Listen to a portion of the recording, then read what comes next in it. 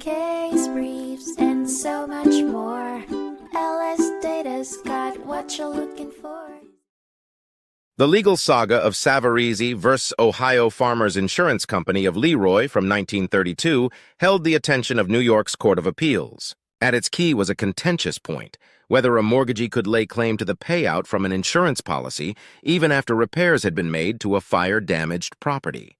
The decision relied heavily on a specific clause in the insurance policy, known as the mortgagee clause, and a fundamental principle of insurance, indemnification.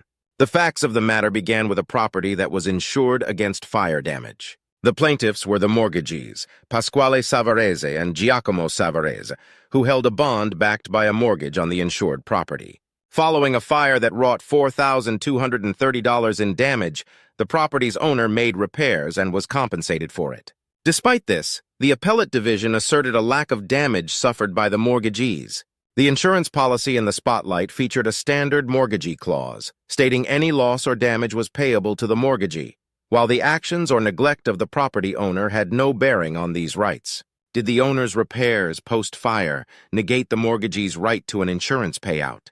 June 6, 1927, before the fire, saw the defendant, Ohio Farmers Insurance Company, insure Loretta Realty and Finance Corporation against fire damage. Not long after, the property was sold to Leopold Curvin.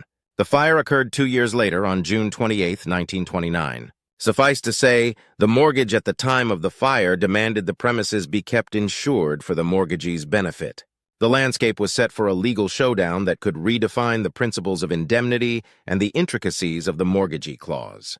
The court's verdict fell in favor of the plaintiffs, with the defendant, Ohio Farmers Insurance Company, instructed to pay $1,762.50. This amount represented the share of the insured sum corresponding to the property's actual cash value. Therefore, the plaintiffs were entitled to the full insurance payout, regardless of the actions of the property's owner.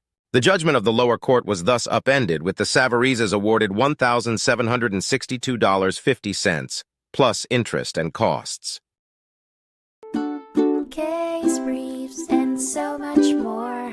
LSData's got what you're looking for. Visit lsd.law, elevate your mind. Leave the stress of class.